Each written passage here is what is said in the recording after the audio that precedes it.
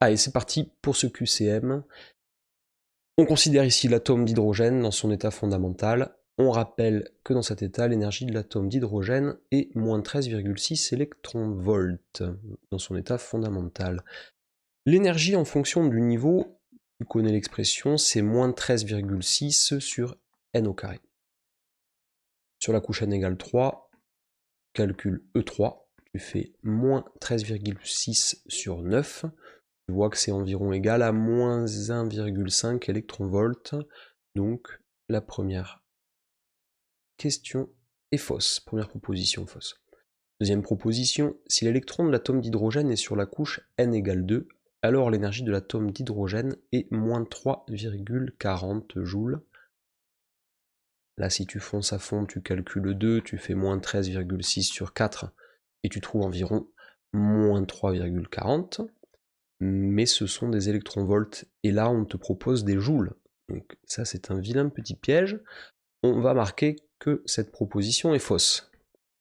Petit c, pour passer de la couche 2 à la couche 4, l'électron a besoin de plus d'énergie que pour passer de la couche 3 à la couche 5. Alors tu peux calculer E2, E4, E3, E5. Étant donné que tu es en concours, il vaut mieux que tu avances vite. On va dire que ça c'est le niveau infini, quand l'atome est ionisé, l'atome d'hydrogène. Là c'est le niveau moins 13,6. Le niveau E2 il va être par ici à moins 3,4. Et ce qu'on voit c'est que les niveaux d'énergie se resserrent quand on monte, si tu les as déjà calculés les uns et les autres.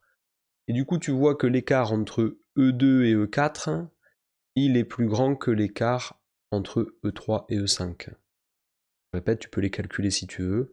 Tu verras que la différence entre le niveau 2 et 4 est plus grande que la différence entre le niveau 3 et 5. Donc ici, tu peux répondre vrai. Question D. Pour n égale 3, donc là on te parle du rayon de l'orbite.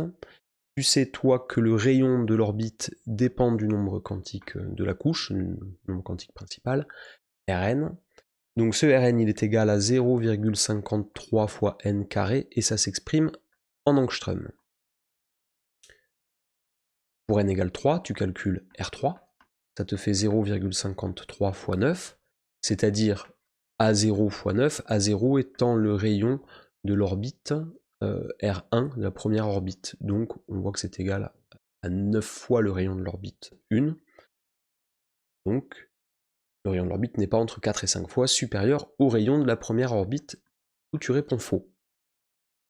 Pour la question E, lorsqu'un électron passe d'un niveau n égale 5 à n égale 2, donc là tu peux aussi calculer la différence d'énergie entre ce niveau 5 et ce niveau 2, dans un sens ou dans un autre, tu prends de toute façon la valeur absolue, et tu vas trouver quelque chose, je pense, qui est proche de 3 électronvolts. Si tu le convertis en longueur d'onde, tu verras que c'est une radiation qui est dans le visible, je dirais vers 400 nanomètres. Mais ce qui est faux dans cette question, c'est que quand on passe d'une couche n égale 5 vers une couche n égale 2, on n'est pas dans la série de Lyman, on est dans la série de Balmer. Et donc tu dois répondre faux à cet item. Voilà pour ce QCM.